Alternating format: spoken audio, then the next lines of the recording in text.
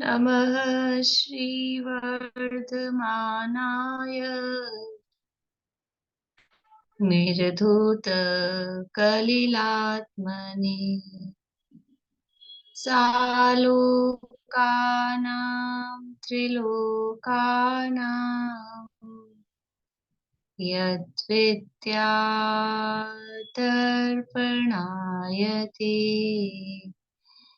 यद्विद्यादर्पणायते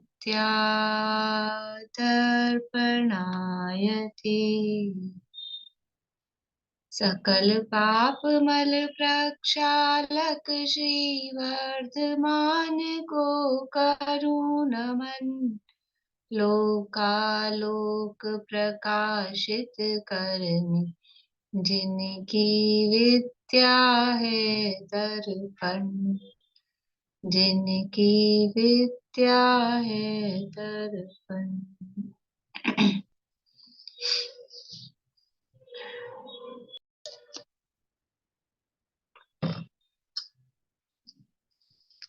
रत्नकवि शावकाचार्य नामक की ग्रंथ है, आचार्य समंतभद्र स्वामी द्वारा रचित। और इसके अंतर्गत यहाँ अपना तीसरे अधिकार की चर्चा चल रही है। तीसरा अणुव्रत अधिकार है, उसके अंतिम श्लोकों की चर्चा यहाँ चल रही है। 5 अणुव्रतों का स्वरूप बताया और उसमें होने वाले अतिचारों को बताया, और फिर इस 5 अणुव्रतों को धारण करने का क्या फल है कि जो जीव निरतिचार रूप से इन 5 अणुव्रतों को धारण करता है उसे देवगति की सुरलोक की प्राप्ति होती है। 8 गुणों से सहित जो दिव्य शरीर है और अवधि ज्ञान आदि की प्राप्ति वहां पर उसको होती है। इन 5 अणुव्रतों को धारण करके लोक में कौन प्रसिद्ध हुए हैं? बोलिए, अहिंसाणुव्रत में कौन प्रसिद्ध हुआ है? अहिंसाणुव्रत में कौन प्रसिद्ध हुआ है? बोलिए कांता आंटी। मातंग चांडाल। हाँ, मातंग चांडाल, यमपाल चांडाल है ना। बड़े मातंग चांडाल। सत्यानुव्रत में कौन प्रसिद्ध हुए हैं? सत्यानुव्रत में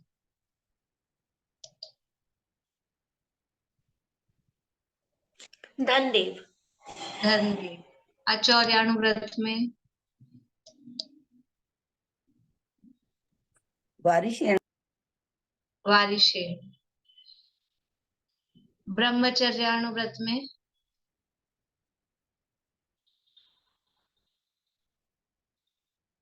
ब्रह्मचर्यानुव्रत में बोलिए कुसुम जी अजमेरा। खुलना है। हाँ, खुल गया बोलिए। नीली तथा नीली नीली नीली, ब्रह्मचर्यानुव्रत में नीली। और परिग्रह, परिमित परिग्रह या परिग्रह परिमाण अनुव्रत में कौन प्रसिद्ध हुए हैं? बोलिए पद्मा जी। जय कुमार। जय कुमार। ठीक है, पांचों को एक साथ बता सकते हैं अपने से? 5 अणुव्रतों में कौन कौन प्रसिद्ध हुए हैं?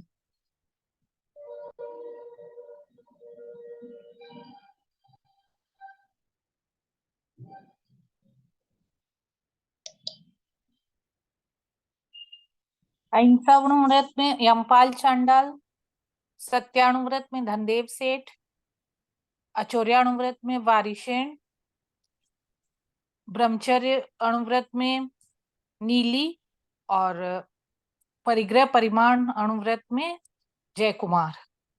बढ़िया। इनकी कथाओं की चर्चा अपनी चल रही थी। कल अपन ने नीली की कथा तक की यानी ब्रह्मचर्य अणुव्रत तक की कथा की चर्चा कर ली थी। अब है परिग्रह परिमाण अनुव्रत में जय कुमार की कथा। जय कुमार जो थे हस्तिनापुर के राजा के पुत्र थे, और वो भरत चक्रवर्ती के सेनापति भी थे जय कुमार। और उनकी पत्नी का नाम था सुलोचना। जय कुमार सुलोचना, ये जय कुमार भगवान ऋषभ देव के 71वें नंबर के गणधर भी थे। गणधर बने बाद में। इनकी कथा आती है, अलग भी प्रसंग आता है जय कुमार और जो इनकी पत्नी सुलोचना, उसके संदर्भ में। यहाँ तो उनके परिग्रह परिमाण व्रत की चर्चा है कि जब जय कुमार की सुलोचना से विवाह हो गया, शादी हो गई, और उसके बाद में वो भरत चक्रवर्ती ने जो वहां कैलाश पर्वत पर अकृत्रिम जिना 72 जो तीन चौबीसियों की स्थापना वहां पर की थी, त्रिकाल चौबीसी की स्थापना, 72 जिनालय वहां बनाए थे। तो उनकी वंदना के लिए वो वहां गए। तो सौधर्म इंद्र ने स्वर्ग में उनके जय कुमार के परिग्रह परिमाण व्रत की प्रशंसा की। तो परिग्रह परिमाण व्रत की प्रशंसा की तो एक देव को इच्छा हो गई कि देखे तो सही, इतनी प्रशंसा कर रहे तो है भी क्या, कुछ इनमें क्या है। तो वो एक देव वो उनका परीक्षा लेने आया, एक स्त्री का रूप बनाकर आया। और वो स्त्री जो थी मतलब वो जो जब इनका विवाह हुआ था ना जय कुमार और सुलोचना का, तो स्वयंवर उसका हुआ था, बहुत सारे राजा उसके साथ विवाह करने के लिए आए थे, लेकिन उसने जय कुमार के गले में वरमाला डाली थी। तो अन्य जो राजा दूसरे दूसरे आए थे बहुत अच्छे अच्छे, उसकी किसी राजा की पत्नी का रूप बनाकर वो देव आया, और उनको जय कुमार को लुभाने का, वो स्त्री का रूप धर के अपने हाव भाव दिखाने लगा, और मतलब उसको आकर्षित करने की वो कोशिश करने लगा। तो जय कुमार ने कहा कि तुम, उसने बताया मैं उसकी स्त्री हूँ और मैं तो तुम में आसक्त हूँ और मैं उसको छोड़ के आई हूँ, ऐसा ऐसा करके उसने बताया। तो जय कुमार ने कहा कि तुम पर स्त्री हो, मेरे लिए माता के समान हो, इस तरह से ये व्यवहार मत करो। मतलब एक तरह से उनके ऊपर उपसर्ग जैसी स्थिति उसने की। तो फिर वो देव वापस अपने असली रूप में आ गया और उसकी बहुत प्रशंसा की। तो अब ये कथा परिग्रह परिमाण अनुव्रत के अंतर्गत दी है। अपने को ब्रह्मचर्य ऐसी लगती है, बिल्कुल ब्रह्मचर्य अनुव्रत वाली लगती है, लेकिन ये परिग्रह परिमाण के अंतर्गत दी है क्योंकि वो परिग्रह में स्त्री भी परिग्रह है ना, तो उसके अंतर्गत उसने भी स्व स्त्री का नियम लिया, या इस तरह से उसको लगाना चाहिए। बाकी इसके अलावा और कोई कथा दी नहीं, यही वाली कथा उसके अंतर्गत दी गई है। तो ये जय कुमार की कथा इसमें प्रसिद्ध हुई। मैं आप लोगों से आप लोग कथाएं सुनाएंगे कब? ये अपनी कथा अभी 5 और कथाएं होंगी। तो फिर एक दिन ये कुछ तो फेमस है, कुछ फेमस नहीं है, जैसे धनदेव वाली नहीं थी, अभी आगे और आएगी जो इसमें 5 पापों में आने वाली है। तो फिर आप लोग नाम तो याद करेंगे ही करेंगे, कथाएं भी याद रखें थोड़ी बहुत। तो अ, कथाएं भी सुनेंगे, फिर आप लोग कहेंगे जिस दिन ही 2-4 दिन बाद, अगले सैटरडे को आप कहोगे तो परसों ही सुन लूंगी, अभी बात हो जाएगी तो, नहीं तो अगले सैटरडे को सुनेंगे। सुमन जी कुछ पूछ रहे? बोल रही थी धनदेव की तो याद ही नहीं आ रही है, एक बार थोड़ा थोड़ा हिंट दे दीजिए ना कि कौन सी सुनाई थी। मैं आप लोगों को भेज दूंगी, फोटो खींच जस्ट के। अभी अभी एक एक लाइन में बता दीजिए तो याद आ जाएगी, बिल्कुल दिमाग से ही निकल गया धनदेव की कौन सी कहानी सुनाई। चांडाल वाली तो वो थी कि हाँ। वो ने व्रत लिया था चतुर्दशी को हिंसा नहीं करेगा, और फिर वो राजकुमार का वध करने का उसका प्रसंग बना, फिर उसने नहीं की। ये तो चांडाल वाली है। और धनदेव वाली वो है, धनदेव और जिनदेव नाम के 2 दोस्त थे, दोनों व्यापार करने के लिए गए थे, और फिर दोनों ने डिसाइड किया था हम आधा आधा धन बांटेंगे। और वो आधा नहीं देता था, थोड़ा ही देता था, तो इसने राजा के पास में न्याय के लिए कहा। तो समझ नहीं आ रहा था कैसे न्याय किया जाए, तो उनके हाथ पे जलते हुए अंगारे रखे गए, यानी दिव्य न्याय उसको बोलते हैं। तो जलते हुए अंगारे रखे गए कि जो झूठ बोल रहा है उसका हाथ जल जाएगा। तो जो जिनदेव था उसका हाथ जल गया, धनदेव का हाथ जला नहीं। देवताओं ने आगे प्रशंसा की, तो सत्यानुव्रत में प्रसिद्ध हुआ। ठीक है। और आचार्य अनुव्रत में वारिशेन की, वो ध्यान कर रहे थे और उसमें से चोर ने आके हार उनके आगे डाल दिया था, फिर राजा ने फिर उनको मृत्यु दंड दे दिया। यह आचार्य अनुव्रत की। ब्रह्मचर्य अनुव्रत की नीली की, कि वो बौद्ध धर्मी ने जिन धर्मी बन के शादी कर ली, और फिर वो सब घर वाले ससुराल वाले थे वो उससे जलते थे, चिढ़ते थे, तो झूठा आरोप उस पे लगा दिया चारित्रहीनता का, व्यभिचार का। तो किसी देव ने नगर के दरवाजे बंद कर दिए और राजा को आके सपने में कहा कि शीलवती स्त्री के पैर के अंगूठे से ही दरवाजा खुलेगा। तो फिर जब नीली के पैर का स्पर्श हुआ तभी वो दरवाजा खुला। तो इससे नीली के ब्रह्मचर्य की यानी उसके शील की प्रशंसा पूरे जो नगर था उसमें हो गई। तो वो जो उस पे झूठा दोष लगा था वो दोष उसका दूर हो गया इस तरह से। और ये अभी अपन ने की है परिग्रह परिमाण की जय कुमार की।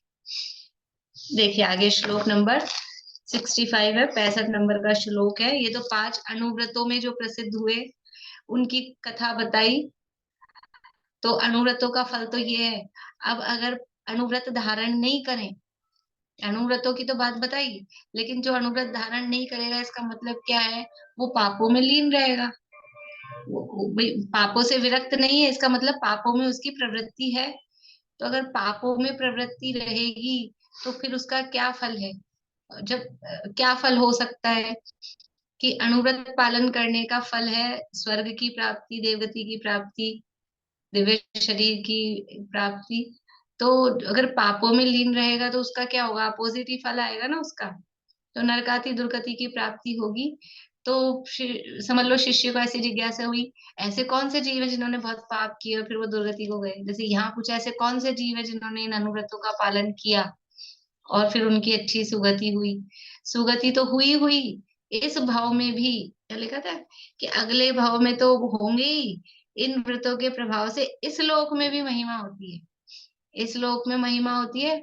और परलोक में ये जो फल बताया था फलंती सुरलोकम, ये तो बाद वाला है, बाद में मिलेगा अनुव्रतों का पालन करने का फल।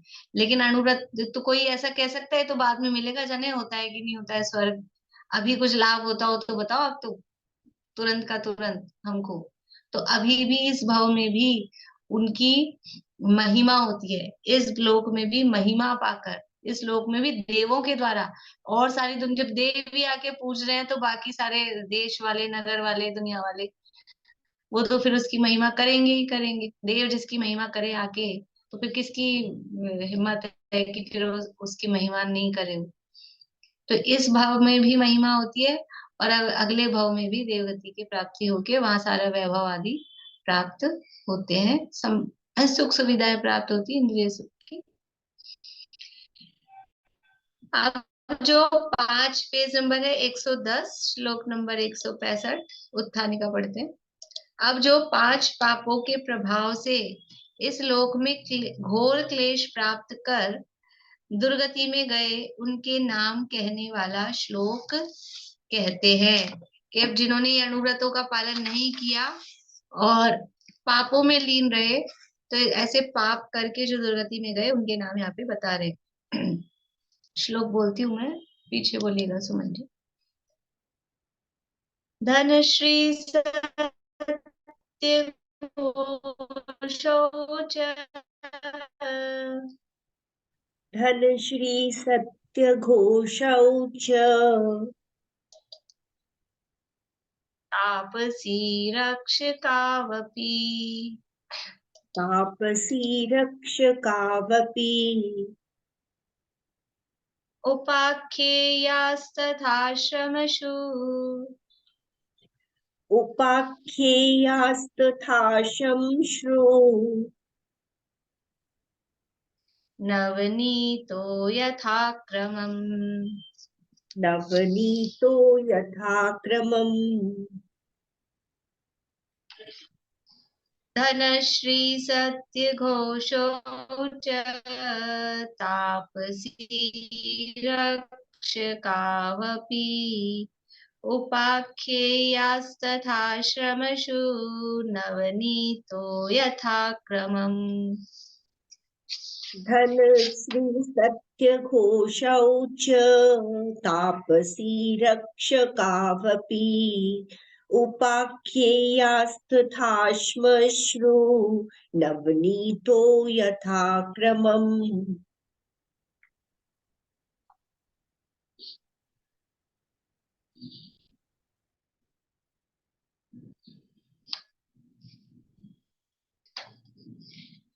आप लोगों के पास कोई दूसरी बुक है जिनके जिसमें तापसा छपा है?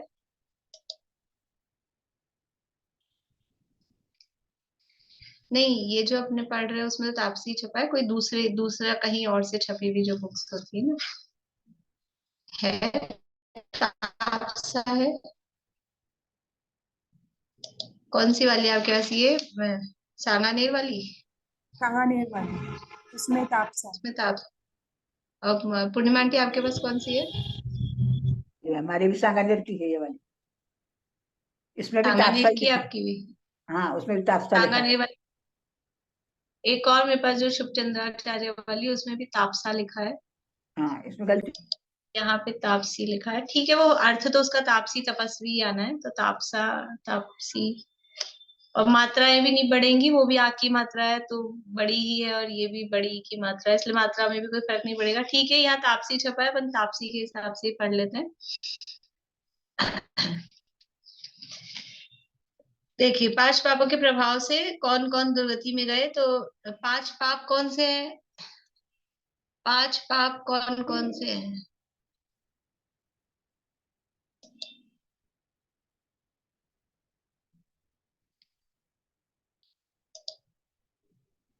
बोलिए हीरा जी, 5 पापों के नाम।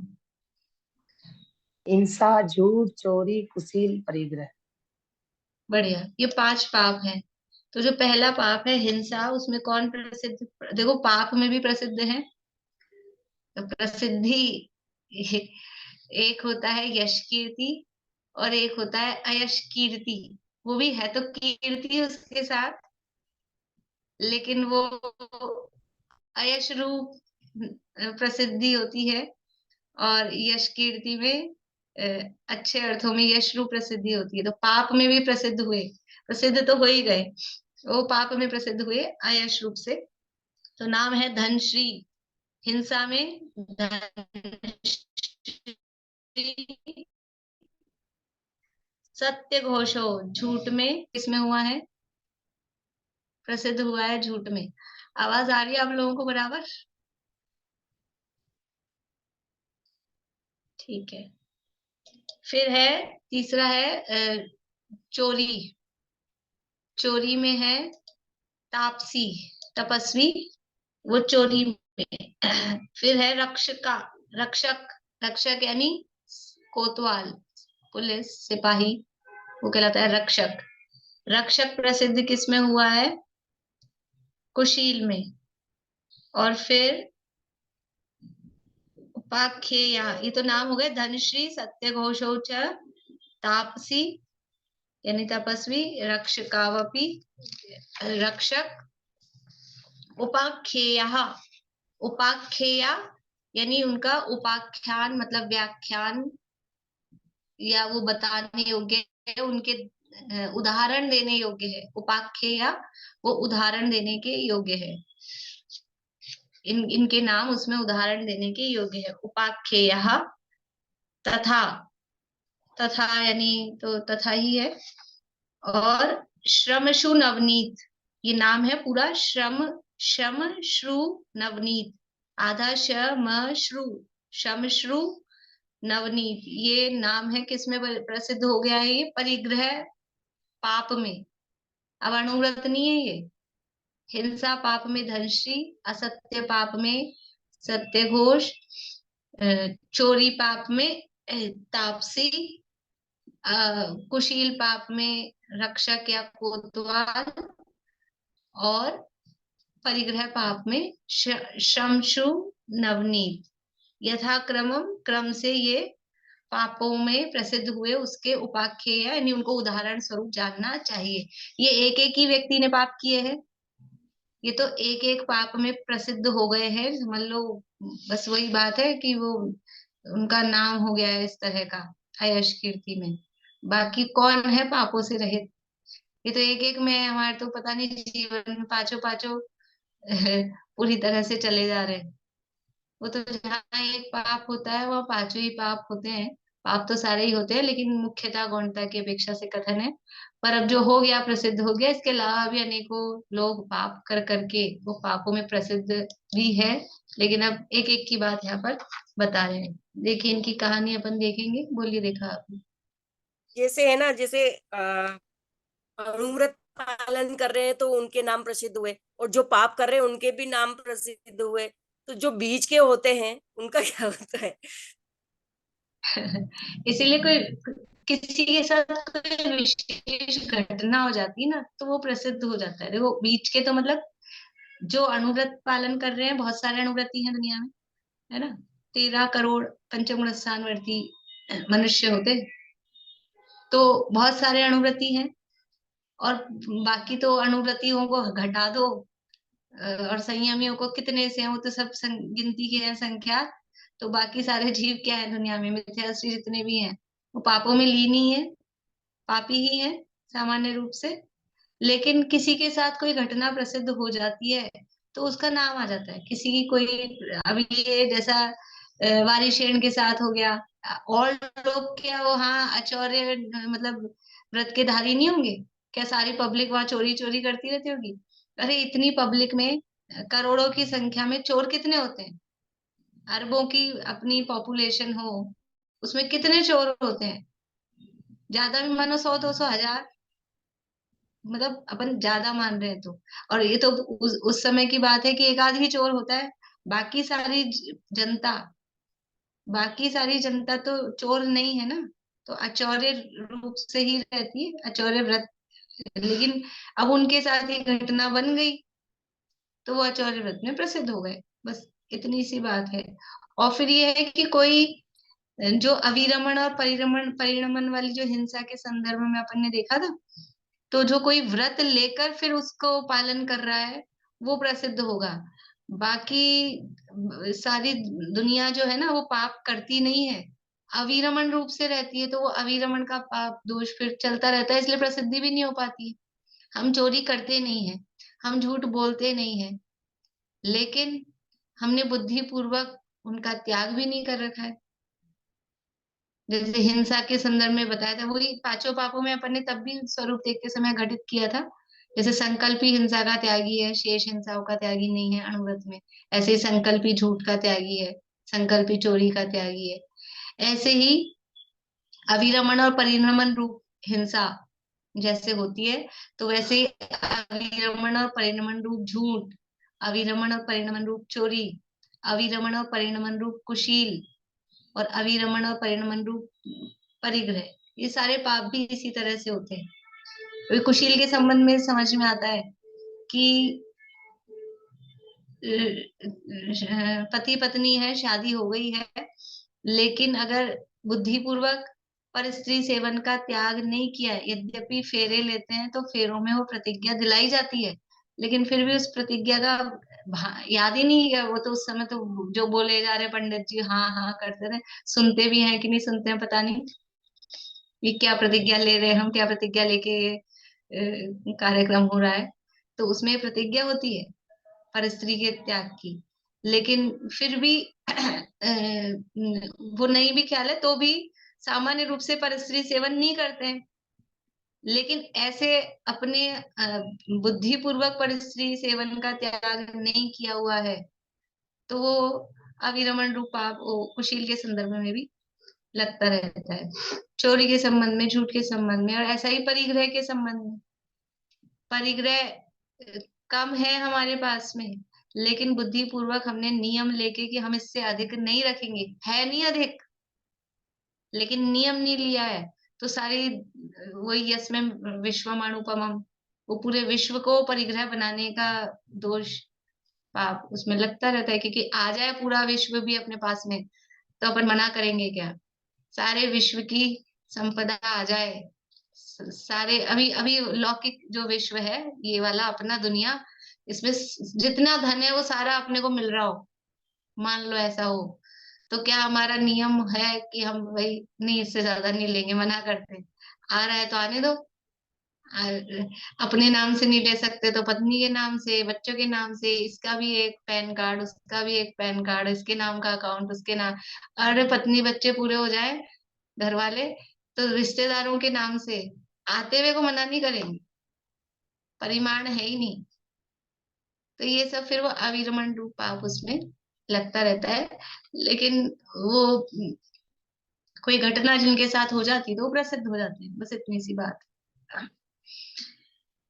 देखिए हिंसा में प्रसिद्ध हुई है धनश्री। धनश्री की क्या कथा है, देखो थोड़े नाम वाम भी आप लोगों को बता देती हूँ, नाम यहाँ देख के बताती हूँ कि एक लाट देश के भृगु कच्छ नगर में, अब ये नाम ऐसे हैं याद रहने वाले नहीं है मुझे मालूम है लेकिन राजा था, उसका नाम था लोकपाल, और वहां पर एक धनपाल नाम का सेठ रहता था। राजा को भी छोड़ दें, सेठ था धनपाल, और उसकी पत्नी का नाम था धनश्री। सेठानी थी, सेठ की पत्नी धनश्री। लेकिन वो धनश्री जीव हिंसा से बिल्कुल भी विरक्त नहीं थी, मतलब उसको हिंसा करने में जरा भी जोर नहीं आता था, हिंसा कर देती थी, अर्थात वो पापों में लीन रहती थी। उसकी एक पुत्री, सुंदरी नामक पुत्री, और गुणपाल नाम का उसका पुत्र था। जब हुआ ऐसा था कि उसके बच्चे नहीं हुए प्रारंभ में, थोड़ा लेट हुए, तो जब उसके पुत्र नहीं हुआ था तब उसने एक कुंडल नाम का कोई बालक था, उसको समझ लो अडॉप्ट कर लिया, उसका पालन पोषण करने लगी। फिर कुछ समय बाद वो सेठ जी की मृत्यु हो गई, पति की, धनपाल सेठ जी की मृत्यु हो गई, और ये बच्चे सब बड़े हो गए। तो वो क्योंकि एक पाप में आसक्त थी ना, हिंसा से विरक्त नहीं थी, तो जहां एक पाप होता है वहां सारे पाप छुपे बैठे ही होते हैं, और फिर वो कब प्रकट हो जाते हैं ये पता ही नहीं चलता है। जहाँ एक है वहां सब होंगे ही होंगे, ऐसा नहीं बस एक यही दोष है इसमें, ये एक ही दुर्गुण है, वो सारे दुर्गुण छुपे बैठे होते हैं उसके आसपास।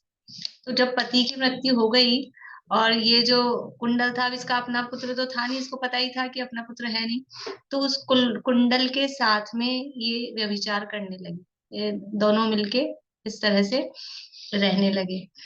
तो ये बात, अब वो बच्चा बड़ा हो गया था गुणपाल, जो उसका पुत्र था, तो वो समझने लगा, तो वो उसका विरोध करने लगा। तो इसने देखा, दोनों ने ही सोचा, कुंडल ने भी और धनश्री ने भी, कि ये अपने को बीच में रोड़े अटकाता है। तो धनश्री ने उस कुंडल के साथ मिलके अपने ही पुत्र को, खुद का सगा बेटा, उसको मारने की योजना बनाई, कि मैं इसको रात में किसी काम के बहाने से कहीं किसी जगह भेजूंगी, और तुम छुप के बैठे रहना और इसको मार देना।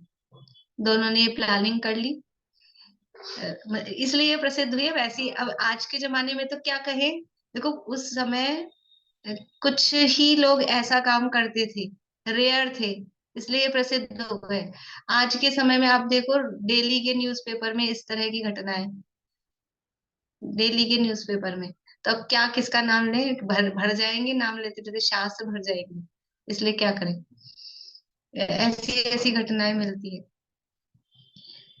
तो ये जो बात इन्होंने दोनों ने की थी, तो वो लड़की ने सुन ली, जो पुत्री थी, और फिर वो पुत्री ने अपने भाई को बता दिया कि ये ऐसे ऐसे तुमको मरवाना चाहते हैं। फिर रात हुई तो माता ने कहा बेटे को कि तू ये सामान लेके जा, वहां पे रखिया ना। तो वो गया, लेकिन वो छुप के बैठ गया, और वहां कुछ ऐसा बना दिया पुतला सा कि भाई ये बैठा है धनपाल। वो उधर से वो आया कुंडल, और उसने तलवार लेके उस पे चलाई, तो वहां तो वो तो था नहीं, वो तो कुछ पुतला था। फिर पीछे से निकल के आया गुणपाल, यानी वो असली जो पुत्र था, और उसने उस कुंडल को मार दिया। फिर ये वो तलवार लेके, खून से रंगी हुई तलवार लेके आया घर, तो उसको घर देख के माता के आगे पटी पटी रह गई, ये कैसे जिंदा आ गया, इसको तो मैंने मरवाने के लिए भेजा था। उसने पूछा कि वो कुंडल कहाँ है, माँ ने पूछा, तो उसने वो तलवार दिखा दी, ये रहा। तो उसको इतना क्रोध आया कि उसने कुल्हाड़ी लेके वहीं अपने बेटे को मार दिया, मतलब। फिर वो सब सारे गांव में सब में पता लग गया, फिर उसको राजा ने पकड़ लिया, फिर जो भी उसको सजा मिल गई। तो इस तरह से, मतलब इतनी नीचता, इस तरह से हिंसा उसने की, तो ये हिंसा में प्रसिद्ध हुई। क्या नाम था, धनश्री सेठानी। ये धनश्री सेठानी, कहानी याद रखनी है आप लोगों को थोड़ी, और एक आध नाम इसीलिए बताया कि वो कहानी फिर याद कैसे रखें, तो इसलिए वो नाम भी, व्यक्तियों के नाम तो कम से कम कुछ एक आध तो अपन ध्यान रखें। फिर दूसरी है झूठ पाप में सत्य घोष की कथा। ये सुनी हुई होगी जहां तक है आप लोगों ने, काफी लोगों ने। सत्यघोष की कथा कि एक नगर में जो राजा था, उस राजा का एक पुरोहित था, उसका नाम था श्रीभूति। श्रीभूति नाम का पुरोहित, समझते हैं ना, मतलब राज दरबार में पुरोहित रूप से कुछ उनके कामकाज में, जैसे मंत्रिमंडल में होते हैं, पद होता है पुरोहित का।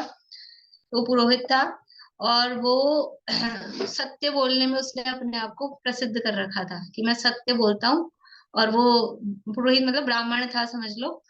और वो जनेऊ पहन के रखता था, और जनेऊ में एक अपनी कैंची लगा के रखता था साथ में बांध के, कि अगर मैं झूठ बोलूंगा तो इस कैंची से अपनी जुबान काट लूंगा। तो ऐसे फेमस अपने आप को दुनिया में उसने कर रखा था। तो इसलिए उसका नाम पड़ गया था सत्य घोष। ऐसा उसका नाम पड़ गया था, क्योंकि नाम तो था उसका श्रीभूति, लेकिन क्योंकि उसने घोषणा कर रखी थी मैं सदा सत्य बोलूंगा, सत्य के अलावा कुछ नहीं बोलूंगा, और कैची रख रखी है, तो सत्य की घोषणा करने वाला, इसलिए उसका नाम पड़ गया सत्य घोष।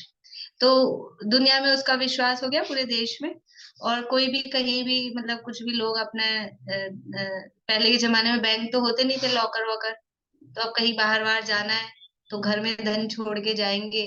और बाहर भी जाते थे तो ऐसा नहीं है, दूर दूर भी गए, 8 दिन में तो अमेरिका जाके आ जाए आदमी। आज गए कल पहुंचे, और 8 दिन तुम ज्यादा बोल रही हूँ मैं, पता नहीं,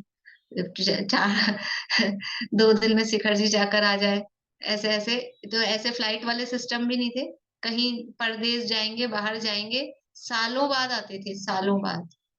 कितनी कथाओं में ऐसे आता है 12 साल बाद आ रहे हैं कि 20 साल बाद आ रहे हैं, ऐसे सालों बाद आते थे। तो वो व्यापार के लिए बाहर जा रहे हैं, तो बुद्धि पूर्वक यहाँ कुछ अपना धन छोड़ के जाते थे, कि व्यापार का भी भरोसा नहीं, कमा के तो लाएंगे, वापस आ पाएंगे नहीं आ पाएंगे, डूब जाएंगे। समुद्री मार्ग से जाना आना होता था। तो लोग अपना धन उस सत्य घोष के पास में, पुरोहित के पास में रखवा के जाते थे, विश्वास हो गया था उसका। तो वो फिर वापस उनको करता था, इस तरह का उसका चल रहा था कामकाज। तो एक बार एक सेठ था समुद्रदत्त। वो समुद्रदत्त सेठ व्यापार के लिए परदेश जा रहा था, दूसरे देश में जा रहा था। तो उसने सोचा, वो बाहर का था, कहीं बाहर का, मतलब उस नगर का नहीं था। अब उसने सोचा कि अब मैं उसके पास बहुत ही कीमती रत्न थे, 5 5 रत्न ही बहुत ज्यादा वैल्यूबल थे। तो उसने पता किया, सुना वहां पे कि सत्य घोष की बड़ी यहाँ प्रसिद्धि है।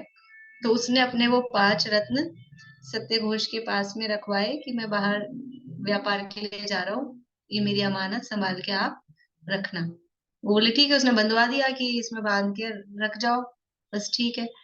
फिर वो चला गया समुद्रदत्त व्यापार के लिए।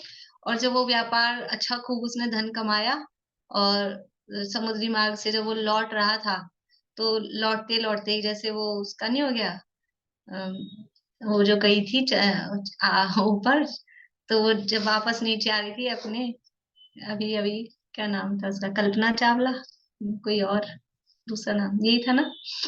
तो जैसे ही पहुंचने वाली थी, उसका मिशन पूरा होने वाला था, और फिर उसका वो रॉकेट वो क्रैश हो गया। तो ऐसे ही वो बिल्कुल पहुंचने ही वाला था अपने नगर में, लेकिन फिर बीच में ही जहाज, समझ लो, डूब गया, सारा धन सारा चला गया। किसी तरह जैसे तैसे कोई लकड़ी के सहारे वो तिरके किनारे पर आ पाया। तो अब आया तो क्या हो गया, बिल्कुल जीरो, खाली हाथ, एक कपड़ा भी, मतलब जो कपड़े पहन रखे होंगे वही, और कुछ उसके पास नहीं, फटे हाल सा हो गया, एकदम भिखारी जैसा दिखने लगा। तो जब वो आया, तो वो देख लिया उसने, सत्य घोष ने, कि ये आ रहा है, अभी ये आ रहा है तो ये अपने रत्न मांगेगा। तो उसने सोचा कि ये तो, उसकी नीयत बिगड़ गई, क्योंकि रत्न बहुत कीमती थे, और ये तो था, उस नगर का था नहीं, तो ज्यादा नगरवासी उसको जानते हैं नहीं, और ये ज्यादा क्या कर लेगा। तो उसने सोचा कि अब मतलब ये रत्न अपने को नहीं देने। तो उसने उसको आता देख के पहले ही जो उसके आसपास लोग बैठे थे, देखो ये भिखारी आ रहा है और ये पागल हो गया है थोड़ा सा, ये आते ही देखना मुझसे कहेगा मेरे रत्न दो, रत्न दो। ऐसा पहले ही लोगों को उसने माइंड मेकअप कर दिया, अपना एक माहौल बना लिया। और फिर वो तो हुआ वही, वो आया तो सीधा उसी के पास गया, क्योंकि अब कुछ ही नहीं, फटे हाल हो रहा है, तो सीधा रत्न लेके बेच के कुछ पैसा खड़ा करे तो कुछ कर पाए, ये सोच के सीधा उसके पास आया। आते ही बोला, साहब मेरे रत्न दे दो। तो उसने, सत्य घोष ने लोगों को, देखो देखो मैंने सही कहा था ना, और सबने उसकी बात पे विश्वास कर लिया। उसने मना कर दिया, कैसे रत्न, कौन से रत्न, नहीं दिए। फिर रोज दूसरे दिन आया, तीसरे दिन आया, तो वो सच्ची में ही ऐसा पागल हुआ नहीं, लेकिन अब वो यही रट लगाता रहा, सत्य घोष मेरे रत्न नहीं देता है, सत्य घोष मेरे रत्न नहीं देता है, एक ही रट वो लगा के रखता था। तो एक दिन ऐसे ही इसी तरह से वो रट रहा था, महल के नीचे से बैठा था, तो ऊपर से रानी जो थी उस राज्य की, वो रानी ये सुन रही थी। तो रानी ने राजा से कहा कि ये व्यक्ति ऐसा क्यों बोलता रहता है, कुछ ना कुछ बात तो होगी। तो रानी ने उसको ऊपर बुलाया, समुद्रदत्त को, जो व्यापारी था उसको, और उससे पूरी कहानी सुनी। तो फिर रानी को लगा कुछ तो बात है सही। फिर रानी ने क्या किया, रानी बहुत बुद्धिमान थी, इंटेलिजेंट थी, तो उसने, और वो राजा का पुरोहित था सत्यघोष, तो राज दरबार में आना जाना वो तो था ही। तो राजा से कहकर उसने उसको कहलवाया कि रानी जी आपके साथ चौपड़ खेलना चाहती है। चौपड़ का गेम तो राज दरबार में चलता ही था ना, मतलब राजघरानों में। तो वो रानी ने उसको चौपड़ खेलने बुलाया, और रानी बहुत एक्सपर्ट भी थी, बुद्धिमान थी। तो उसने, और वो चौपड़ ऐसे नहीं खेलते थे शौक से, बराबर कुछ ना कुछ दांव लगा लगा के, जुआ टाइप, मतलब कुछ ये हम लगा रहे हैं दांव पे लगा रहे हैं, इस तरह से जैसे जुआ होता है उसी तरह से।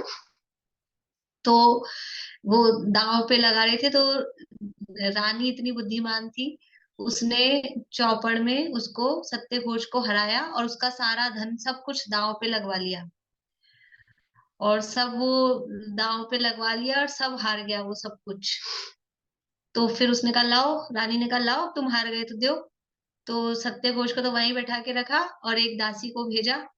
वो खेलता रहा वहां, खेलता रहा, नहीं उसको कुछ नहीं कहा पहले सत्यघोष को, वो उसको तो खेल में लगाए रखा। और फिर दासी को भेजा सत्यघोष के घर, उसकी पत्नी को कहलवाया कि आपके पति वो रत्न मंगा रहे हैं, वो वहां रानी साहिबा के साथ चौपड़ खेल रहे हैं, और दांव पे लगाने के लिए सब हार चुके हैं जितना लाए थे, अब वो रत्न मंगा रहे हैं समुद्रदत्त वाले। तो रानी की बात थी, और उसको पता था वो वहां चौपड़ चल रही है, खेल रहे हैं। तो उसने, उसकी पत्नी ने वो रत्न दे दिए ले जाके दासी को, और दासी ने ले जाके रानी को दे दिए। तो जैसे ही रानी के हाथ में रत्न आए, उसने गेम ओवर कर दिया, और राजा को बता दिया कि ये देखो, ये चोर आदमी है, झूठ बोलता है, इसके रत्न मिले हैं। ऐसा हुआ। फिर उसके बाद में, अब सत्यघोष, वो नहीं, समुद्रदत्त को रत्न ऐसे कैसे नहीं दे दी कि लो तुम्हारे रत्न, उसकी भी परीक्षा की रानी ने। तो क्या किया, बहुत सारे रत्नों में वो रत्न मिक्स कर दिए, बहुत सारे रत्नों में वो रत्न मिक्स कर दिए। और फिर समुद्रदत्त को बुलाया कि ये सब मिक्स पड़े, अब तुम्हारे कौन से देख लो भाई, वो ईमानदार है कि नहीं, ये देखने के लिए। तो वो ईमानदार आदमी था, उसने अपने 5 रत्न उठाए और खुश हो गया कि ये मेरे रत्न है। तो यानी रानी ने भी इस तरह से वो न्याय कर दिया। और फिर सत्यघोष को खूब पिटाई हुई, और मतलब ऐसा भी है उसमें कि उसको 3 ऑप्शन दिए थे, भाई तुम्हें क्या दंड चाहिए। पहला तो ये था, या तो 3 थाली गोबर की खाओ, नहीं तो फिर 100 कोड़े खाओ, और नहीं तो फिर सारा धन हमको दे दो, तुम्हारा जितना भी धन है। ये 3 ऑप्शन उसको मिले। तो उसने सोचा कोड़े कौन खाएगा और धन क्यों दूं, गोबर ही खा लेता हूँ। तो वो गोबर खाना चालू किया, तो एक थाली भी नहीं खा पाया, 3 थाली खानी थी। फिर उसने कहा नहीं नहीं, कोड़े ही लगवा दो आप तो कोड़े लगवाए गए, तो उसमें भी आधे भी नहीं हुए, और उसकी हालत खराब हो गई। तो फिर उसने कहा कि आप तो मेरा धन ले लो। तो धन भी गया, कोड़े भी खाए, गोबर भी खाया, और सब में अपयश हुआ। गधे पे बैठा के उसका जुलूस निकाला गया। इस तरह से ये झूठ बोलने में ये सत्यघोष प्रसिद्ध हुआ है। इस तरह से ये 2 ही कथाएं हो पाई है। अभी और भी कथा वो बड़ी है आगे, चोरी वाली भी, अगली क्लास में चर्चा करेंगे इन सब कथाओं की। और नई, मतलब काफी लोगों के लिए नई होगी, कम सुनी हुई होगी, ये जो चोरी में प्रसिद्ध तापस की कथा है वो। बाकी अगली 2 कथाएं तो फिर भी थोड़ी सी प्रसिद्ध है, रक्षक वाली भी, और शमशु नवनीत की तो जो चलती है बहुत प्रसिद्ध है, वो सुनी भी होगी। शेष चर्चा अगली क्लास में अपन करेंगे।